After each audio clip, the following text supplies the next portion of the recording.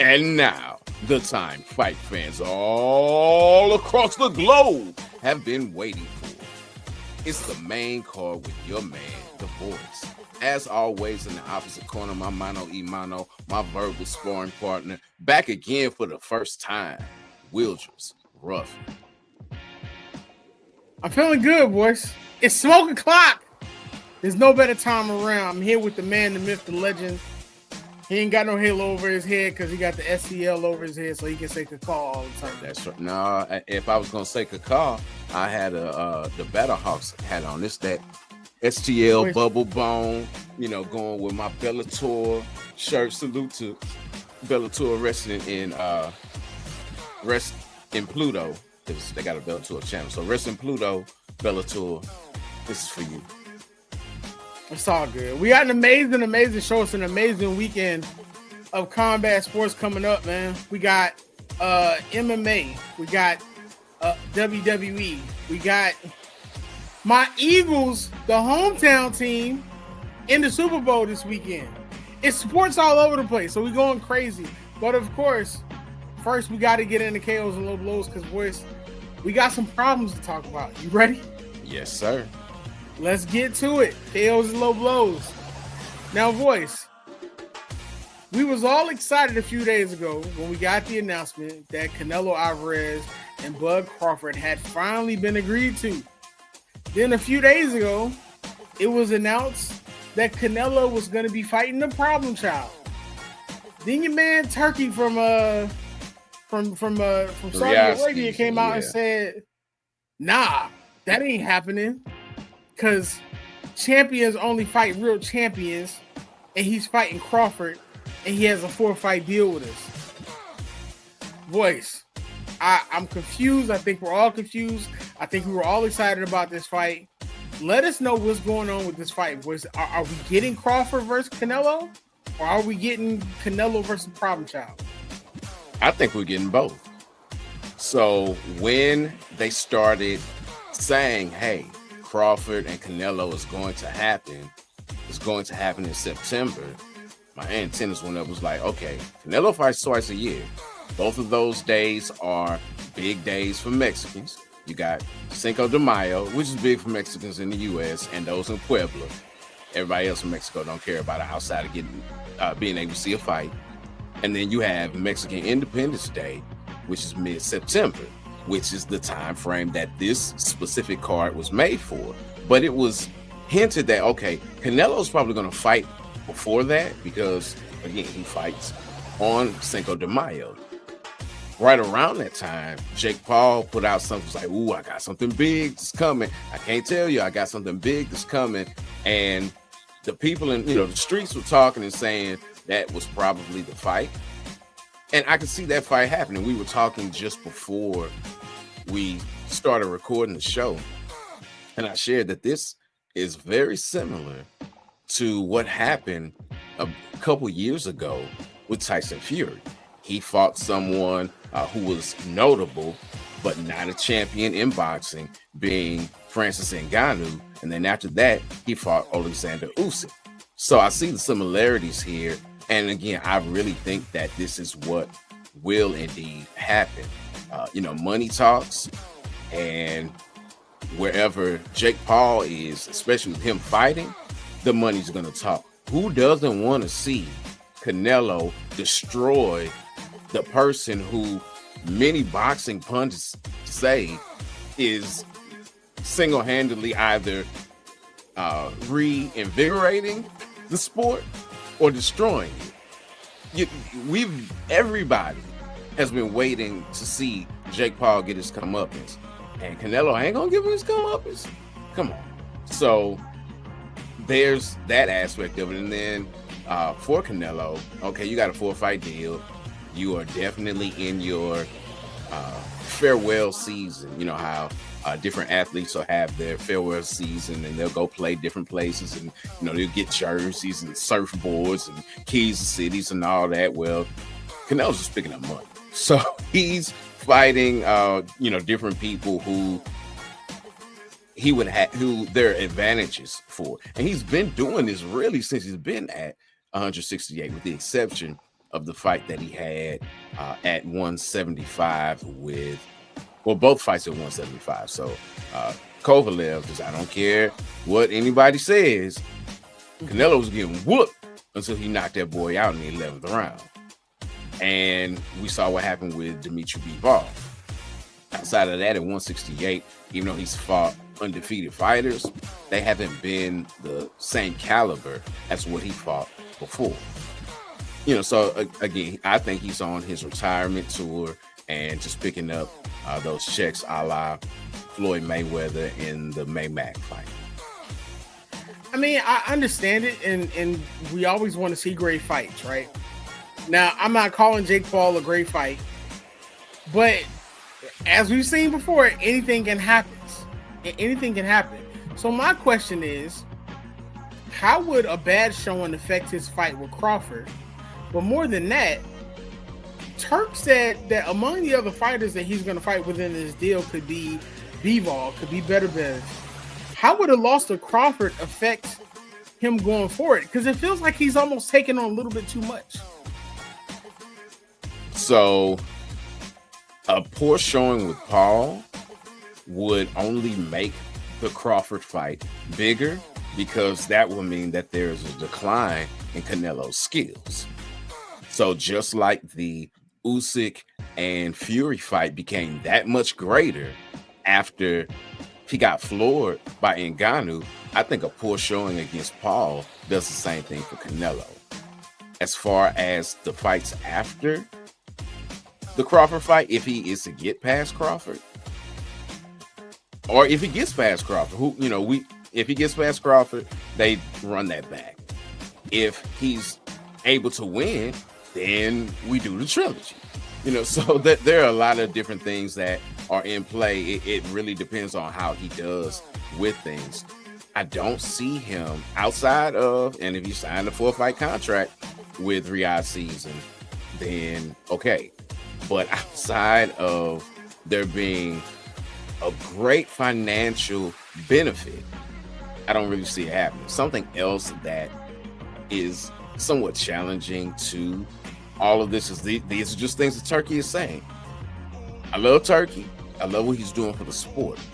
One drawback for him, though, is that he often puts the cart before the horse. You're trying to make this fight with all these other people when they haven't fought the person that they're supposed to fight, right now. Let them get through that fight. And then if they're successful, then you can talk about the plans for the next fight. But don't say, he's going to fight this person, he's going to fight that person. Unfortunately, when Turkey has said those things, 9 times out of 10, the fight has not worked out the way that they thought it would. AJ getting knocked out by Dubois. Fury losing to Usyk, although that fight still can happen, but it won't have the same cachet and appeal as if those two things didn't happen. So, again, there's a lot of moving pieces. We really just need to see where things fall out before we can say anything. Okay. The time will tell, because Bud is already ready to start. He said he's ready to whoop feet, whatever that means. I still don't know what that means, but I'm excited to see what's going to happen. Excited to see them get in the ring. Glad we're seeing some big money fights happen. Hopefully we can get Bud in the ring. Hopefully we can get Canelo in the ring with Jacob Fatu, seeing as how Bud's been in the ring in WWE. So why not? I don't think so, because if Canelo were to do anything of that nature, then it'd be in AAA, because he's all about the Mexicans, which is another something that I was talking about or alluding to that may be an issue. Canelo wants free fights in Mexico. He wants his fights available to everyone, and I don't know if Turkey has the agreements in place to allow that to happen.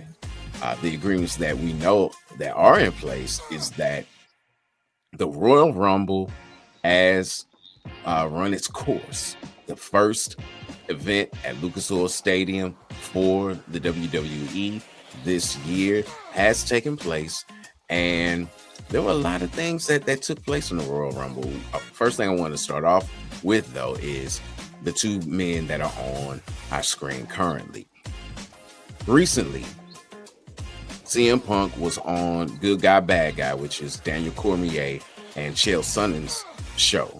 And he talked about how if things played out, because he wasn't in character, but if things played out the way that most people thought, that John Cena would, have won the Royal Rumble and gotten, that shot immediately because he's, going for another championship, trying to eclipse the great Ric Flair. And it just seems as if this is the story and this is the way that the story is supposed to play out. But he didn't. There's a bit of a detour. One thing that he did say on it, though, was his desire to work with the man that you can't see, Mr. Peacemaker himself. And what was really interesting was the way that he talked about it. It's like, I want to smack him in the mouth. It's like, oh, okay, so he's trying to build a little heat regarding that. What are your thoughts about, because even though Cena's not in Mania, he did get a bye to Elimination Chamber. Tell me your thoughts about that and your thoughts about a possible matchup between CM Punk and John Cena. Actually, I talked about this on one of the YouTube videos that we actually have on MTMV Sports, and about how Jey Uso winning the Royal Rumble was probably the greatest gift that we have, because for the first time it created so much chaos that we truly don't know what's going on. There's so many storylines here. Of course, John Cena, after losing to Jey Uso in the final part of the Royal Rumble, John Cena declared that he was going to be at an Elimination Chamber match. Nobody's going to tell John Cena he can't be in the Elimination Chamber match. It's going to be interesting to see who else is in it with everything else going on. Because one of the people you mentioned, CM Punk, he literally basically said it was his destiny to be in that main event of WrestleMania. And right now, in order for him to get into it, he of course has to qualify. So over the next few weeks, you're going to see a lot of qualifying matches amongst people, including one that we're going to be talking about later for the main event of SmackDown. But CM Punk has to be able to qualify for that event. But even if he qualifies, only one person can win. And then CM Punk still has so much unfinished business with Seth Rollins and Roman Reigns, which many are speculating that's going to be a triple threat match in itself for WrestleMania, which I'm not sure if people want to see that. I personally would rather see Roman and Seth finally finish their situation going forward, although it's probably going to always be continuous. But it's going to be interesting to see how WWE plays this out, because they have a spoil of riches right now. There are so many main card individuals who, pun intended, main card individuals who could be in the WrestleMania main event, which is going to be two, one on night one and one on night two. But it's just a matter of probably who the fans want to see and who they decide to pull the trigger. Me personally, I would love to see a triple threat match between CM Punk, John Cena, and Cody Rhodes, because I feel like CM Punk or John Cena can walk away with this. We can finally get our Homelander Cody Rhodes that we've been waiting for. And then who knows? The rivalries there are endless. And the fact of the matter is this is John Cena's farewell tour. One of the things people are not realizing is he wants to win 17, but John said that he's wrestling throughout the rest of the year. So even if it doesn't happen at WrestleMania for John, there's still a number of different PLEs or events where it can happen, because he's wrestling literally a full calendar of events. So I still think we can see CM Punk happen. Maybe we get CM Punk versus John Cena at SummerSlam. You never know. But WWE has a lot of riches right now going on at the top of that card. All right. And some other riches that they have is a return of royalty. We talked about Charlotte's father, Rick, and how Cena is looking to surpass him in championship victories. But some things are a little different for Charlotte since she's come back. She won. She stood up on the turnbuckle. She pointed to the WrestleMania sign, and then the Boo Birds came out. And they talked to her about this in the press conference after, where things are a lot less kayfabe and more real. And she talked about how it impacted her and it hurt her. Well, double up on that, on Raw this past week, the Boo Birds were back out again. You know, she's like, what the world is going on? You know, why y'all booing me? You know, I mean, I was away and I came back, you know, and I'm Charlotte Flair. So what's the feeling behind this? Like, why are people booing so much? Is it that they're just sick of Charlotte being pushed, or is it something maybe a bit more sinister? Professional wrestling fans are like that vain girlfriend that you have, where nothing you do is going to make her happy, and everything you do, she wants you to do it, but then she's going to question why you do it in the end.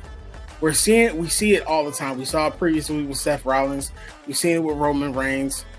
Charlotte Flair's return was celebrated with the vignettes and with her finally coming back after months and months of her being out due to her injury. But of course, she came back.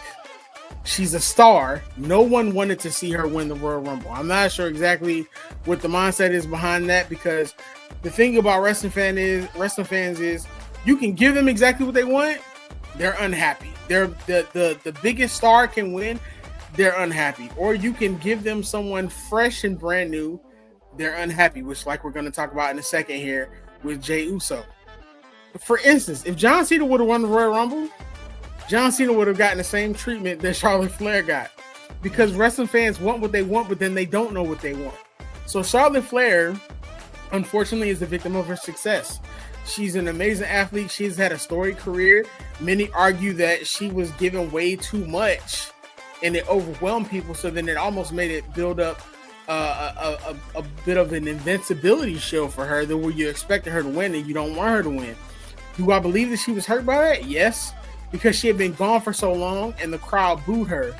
But Charlotte is an amazing in-ring performer, and where she takes everything that the audience gives her and she turns it back around on them.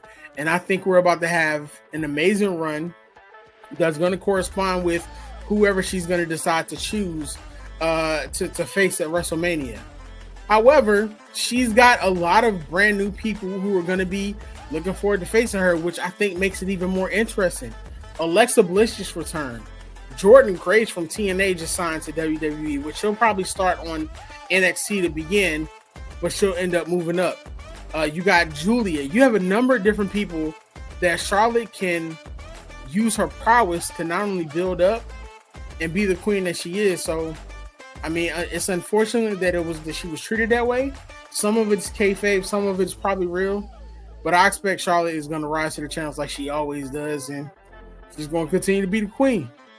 All right. Well, speaking of people rising to the challenge, we know that soon and very soon, the Chiefs will be going for a three-peat in the Super Bowl against your Philadelphia Eagles or Eagles, depending on who's saying it.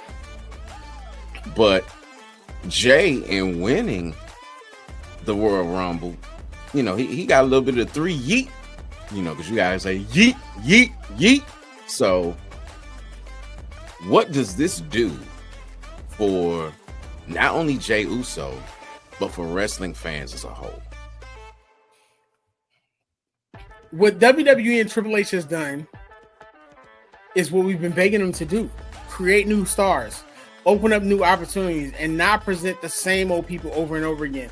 We've talked on the main card on a number of occasions how he's went from the right-hand man to main event Jey Uso, and every time he's had the big one in his hand, it's been snatched away. We've seen the response that wrestling fans give it.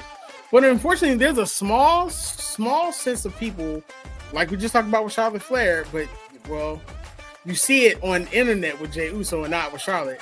But they hate the fact that he won, because it's like, oh, my person didn't win, somebody else should have won. We're asking them to create new stars. Jey Uso is over. And we can't say Jey Uso has bad matches because Jey Uso has put on some of the greatest tag team matches we've seen over the years since the Bloodline storyline has started. We've seen him graduate from the right-hand man to main event Jey Uso. We've seen him put on joints with Roman Reigns, with Drew McIntyre. We've seen Jey Uso literally eclipse so bad that during his entrance, they're stopping it and they're asking him to do it again. So these fans aren't just connecting with him because of his music and because of the Yeet movement. They're connecting with Jey Uso because fans literally love him, and he's been with the WWE for over 15, 16 years, and this is a star that's being built in front of us. WWE has a tremendous opportunity in Vegas to pull the trigger because, unfortunately, a lot of people, including myself, there's a lot left to be seen with Gunther's reign that hasn't lived up to it in comparison to his Intercontinental title reign. So this could be a hard reset. And this could also be an opportunity for us to get more of the storylines that we wanted to see. Imagine Jey Uso winning WrestleMania. Then imagine somehow Jimmy gets his U.S. title shot at WrestleMania and the two brothers embrace each other at the end, both champions. Imagine Jey Uso ends up facing Sami Zayn at Money in the Bank or at SummerSlam over the world title, something that we've also wanted to see because we also want to see Sami Zayn succeed. Jimmy Uso presents a brand new, fresh realm of rivalries and opportunities to tell stories. He's a great wrestler. He's a great ambassador. And overall, he deserves it. Folks got to get over themselves. Because everything that the internet is saying about Jey Uso, you're not seeing that when you're in the stadium. These people love him, and they love him not only just because of what he does coming into the ring, but what he does while he's inside of it. Okay. So last question, and then we got to move on. Does he go for the Ulafala? No. That's not part of Jay's story. Okay. Fair enough. Jay doesn't care about the Ulafala. That's always going to be Roman Reigns, potentially Jacob Fatu, potentially Solo Sikoa. I don't think that story is over, but I don't see that being Jay's story. Okay. Fair enough. Well, when we come back from our break, we'll move from the world of choreographed athletics into the free-for-all. Is it not choreographed? The hate is crazy. I'm not hating. I'm not hating. Hate. It's not. It's truth. See, that's what happens when you speak the truth. You speak the truth and people call it hate. But so the only time you spoke the truth was when you called me your mano a mano. You ain't spoke truth since. Wow.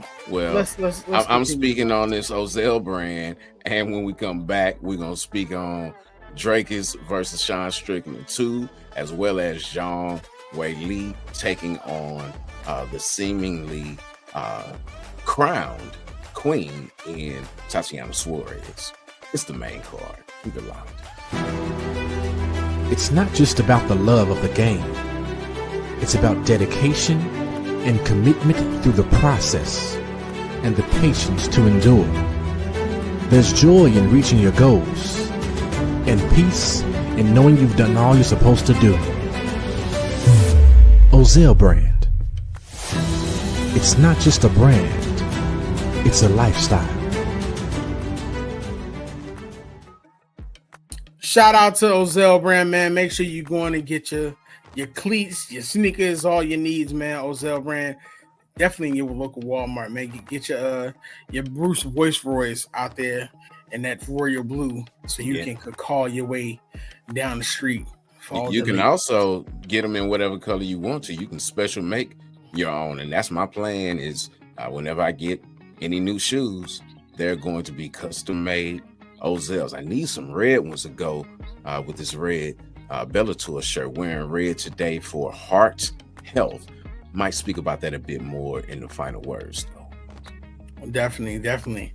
Now let's get to it, boys. Here on the main card, we love a good sequel. We talk about this all the time. With the animosity between these two, though, this might be one of the best we've seen coming up at UFC 312. when Dricus Du Plessis and Sean Strickland are set to throw down once again. Now, these two warriors have already gone 5 rounds, earning Fight of the Night honors in their first encounter, and it ended in a decision that left a lot of people with more questions. Now, Du Plessis has already mentioned this during the media rounds. He said, "I was anticipating a tough fight at the Scotiabank Arena, but I don't think Strickland expected the same." Now both fighters know exactly what the other brings to the table, and it's hard to imagine this rematch won't be just as competitive or thrilling. Now, leave it to Sean Strickland to completely talk out of pocket. Strickland, who lost his middleweight title to Du Plessis a year ago, has been vocal leading up to this bout. He even tweeted, "I'll make a pact with you and you make a pact with me that we stand up like men and we settle this like men." Du Plessis quickly backfired. "There are no pacts between lions and men. If you want to make pacts about us just standing up, go do boxing." And when you add fuel to the fire, the Daily Telegraph in Sydney referred to Sean Strickland as UFC's biggest imbecile after he made controversial remarks about the country and their gun laws. Du Plessis didn't hold back either. He branded Sean Strickland a fake tough guy who backed out of their infamous to the death pact last year. Now, as these two prepare to show down in Sydney, Voice, this Sunday the stakes can't be higher. Du Plessis believes that he'll keep the fighting standing, saying 100%. "I think we are most likely going to keep it standing. I know I have the cardio, know I can push him back, and I know I have the power to knock him out. So for me, that's great. Then if the opportunity comes to get a takedown, it's a decision you have to make immediately. And if you see the moment, you take it." Now, one of the things that Du Plessis wanted to make clear was this tension between him and Strickland is genuine. He said, "I'm not somebody that's going to make up fake beef to try and sell a fight. If you treat me with respect, I'll treat you with respect. Sean Strickland sells fights through the way he speaks. But if you're going to try and bully me on the mic, I will make sure that you know what it feels like to be bullied. It's not that I have any hate towards him. Emotions are high. There's no place to be friendly right now. We're competitors and we can be respectful if he wants to. And if not, I can be disrespectful. I have respect for Strickland, but he is not my friend." Voice. They coming with all the smoke that we've been asking for. But what do you think about this back and forth? And how do you see this bout going between the two after the controversial ending to the last bout? I think the back and forth is good. It's good for building the fight. And those things tend to be good for the sport because it adds a layer of anticipation for those fans, like we are, who go out and watch the fight. As far as what I expect to see, you just don't know what to expect. One thing that Sean Strickland was able to do with Izzy that others had not been able to do up to that point was really impose his will through defense. Sean did an excellent job to keep from getting hit, where Drake is so wild that it's kind of hard not to get hit by him. Now, granted, they do have 25 minutes of time in both of their memory banks. And really, what's going to be interesting is to see who does what to make those changes. Strickland, loving him some Alex Pereira, was doing some training and stuff with him, even though many people question Pereira doing that because he has his own fight that he's preparing for. Can Alex bring something to Sean's game that will help him overcome Dracus? Unless you go in there and you start fighting, like a kindergartner on the playground, I don't think so, because that's how Dracus fights. Dracus is the MMA version of Wilder, with the exception of the fact that he's beaten some real people. Wilder didn't, but that was the whole question. It was like, you can't fight. How are you winning? You're winning because of that deadly power. Dracus, you can't fight. You look crazy. How are you winning? He's winning because of his willpower. And that's the greatest difference. And again, he's beaten some people. You beat Izzy. You beat Strickland before. You beat everyone that has been placed in front of you, and you have not been given push-overs. He just destroyed Whitaker like in a round. So he's not to be trifled with. So don't get it wrong, he is not the MMA version of Wilder. Their stories are alike, because you're like, how is he doing this? But Duplessis is beating some folks. Can he make adjustments in his wild style for Strickland? Does Strickland now know how to deal with that wild style and be able to overcome it? We won't know until the pin drops, the cage door locks, the thumbs go up, and they start the clock. I mean, it's a great observation. I mean, Sean Strickland has his, time cut off for him, talking about getting his get back. But you consider the fact that Still Knox has not tasted defeat in UFC, and his last professional loss came in 2018. So, we'll see what happens. It's going to be interesting to see, and I'm wondering how Sean Strickland is going to get the job done, considering the fact that he kind of promised it the first time also. But that's not the only bout, voice. Tatiana Suarez, the one that you stated was basically the future crown, the way that people are talking about her, she's actually set to take on UFC strawweight champion Zhang Weili in Sydney. And voice, this one possibly has the makings of a classic when you think about it. Now, Suarez is brimming with confidence, believing that she could take down any woman in the world, including the reigning champ. She stated, "I think I can do that to anybody in the world. I'm super relentless. I keep going. I have a really good gas tank. And the thing that separates me from a lot of people is just my relentlessness. My wrestling is second to none. And with an undefeated record of 11-0 in MMA and 7-0 in the UFC, she seems to be pretty poised to be one of the few of the elite who may have the ability to best Zhang Weili." Now, on the flip side, voice, Zhang stated she's been preparing for Suarez by zeroing in on her biggest strength, which Suarez just mentioned, wrestling. She's expecting a game plan that's heavy on driving her back against the fence and mixing takedowns with feints. But as the champ stated, "We welcome all challenges." He said, "Before 2021, I didn't practice a lot of wrestling. After 2021, I mixed wrestling in as a big part of my game.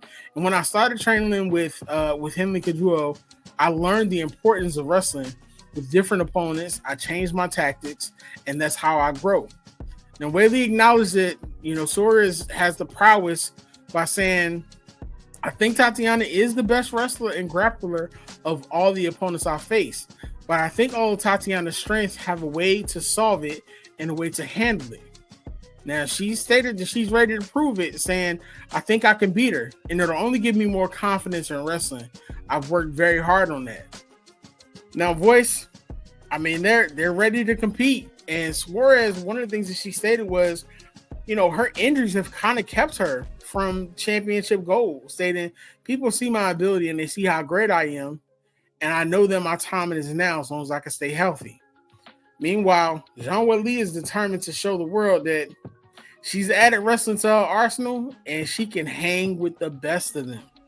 And voice, I know many have this as a foregone conclusion that Tatiana Suarez is going to win this convincingly. But we can't literally just discard the way that Zhang has held down that strawweight division for so long, and her prowess and the fact that she's added wrestling to it. What are your thoughts on the fact that Zhang is really preparing for the best of Suarez in that manner? Well, she should be preparing for the best because of the fact that ever since she left The Ultimate Fighter, being Tatiana Suarez, that people were looking to her as a potential champion, as someone who would hold the gold and who would wear the crown. So she should be preparing for that. And she should definitely be preparing for the wrestling aspect, because the fights that she has lost in the UFC, being Zhang Weili, have been to Rose Namajunas back to back. What did Rose do? She used her grappling to get the victory. What is Tatiana's strength? Grappling. So from that perspective, everything is really kind of stacked against Zhang Weili. I want to say that she's even been an underdog leading into the fight because of these things. But you have in Suarez not just someone who's got those excellent skills, you got someone who's been fairly inactive because of her injuries. Do those things show up in the fight? Does she get old overnight because of having to deal with those things? We saw recently the retirement of Dominic Cruz because of energy. Both his shoulders went out, and he was like, look, my body just won't do it. I'm trying, and I've tried for years. I've been able to come back at sometimes, and sometimes I haven't. When you deal with the things that you're dealing with, being Suarez specifically, the fact that a lot of it is neck wise, and much of what you do is irritating your neck by going in for takedowns and things of that nature. You know, how this all plays out is going to be very, very interesting. One thing that I'll say about her bout with Zhang Weili, as Suarez fought excellent strikers before, like Jessica Andrade, yes, she has. I just don't know if she's seen this kind of skill before, and it's going to be interesting to see how she deals not only with that, but being in the biggest spot of her life. One thing that she does have on her side is that her man is a champion in Bellator. I got a chance to see her in Chicago when I went to the Bellator event just before Scott Coker stepped down. And, you know, she's been there with him, you know, training with him, seeing the things that he's gone through as being a champion. So she has that advantage, and I'm sure he'll be there in her corner on Saturday night as well. Again, though, being around it and doing it, though, two different things. And Zhang has been there, done that, been through wars, lost her title, and come back and regained it. So it's going to be interesting to see how the experience factor plays into this matchup. Yeah, I find it weird that people have kind of just pushes on Zhang to the side as if she's just going to lose. When you consider what she's done in UFC, she's done some amazing work. I think her only losses came against Rose Namajunas, and that was back-to-back. She lost one by decision, and I think she lost one by KO. But if I'm not mistaken, the one by KO was like a surprise shot, wasn't it? I can't say that it was a surprise shot as much as we were surprised that she got knocked out. Yeah, it was. I remember it being a first rounder, but I can't remember if it was a surprise shot or not. But I mean, since then, she hasn't taken a loss since 2021, and I think out of her 25 wins, 19 of those have come by knockout or submission. So I definitely don't think that we should dismiss her as quickly as most are. But that's going to be an amazing card. Those are your main event and your co-main event for UFC 312. Make sure that you keep a lookout for that and let us know how you're feeling about it too. That's what we have for you this week. But we do have Voices Final Fights, of course, which we give to you each and every week. These are the fights that are not as big as your main fights, but they are still fights that you should look out for, maybe even tune into. Tell us what we're looking for.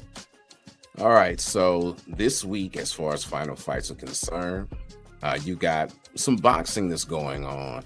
One bout across the pond being Derek Chisora and Otto Wallin. Chisora has faced everyone on that side of the pond when it comes to boxing, including Alexander Usyk. You know, he has, been in wars, and his nickname is War.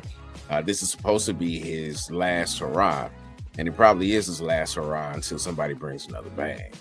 Otto Wallin gave Tyson Fury the most competition in a fight that he had prior to his loss to Alexander Usyk. The cut that he gave Tyson really put a lot of concern in the heart of many promoters, because he very well could have been stopped due to that cut. On ProBox, which you will be able to see on YouTube, you got Cardenza and Acosta fighting. But in the UFC, on the prelims and maybe even on the early prelims, you have a very interesting bout between Topuria and Volkanovski. Now, granted, we do have a Topuria in the octagon, being Alexandre Topuria. I wanted to say Pantoja so bad I had to catch myself, but Alexandre Topuria facing Thick Nice. Thick Nice is from down under and trains with Volkanovski. Topuria will be in or I should say the champion, because Alexandre is the champ's brother. The champ will be in his corner and Volk will be in the other corner. So you have that dynamic of the person, Ilya, taking the title from Volkanovski, but now you have their camps going at it all over again. So that's a nice little something, and a fight that has the potential to get a lot of talk once it's over. Now, I know that's what's going on my side of things. I know it's Friday night.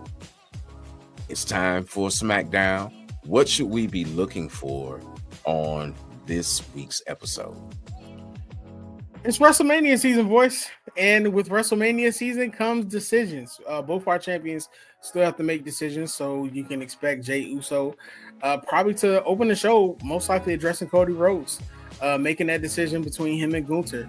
Charlotte Flair will most likely be making an appearance. We get a chance to finally see her and Tiffany Stratton, maybe, do some talking on the mic.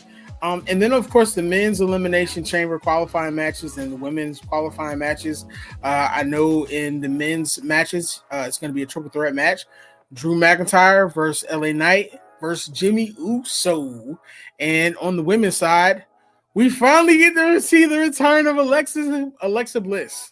I'm so happy for this. Alexa Bliss was, of course, a big part of Bray Wyatt's fun house.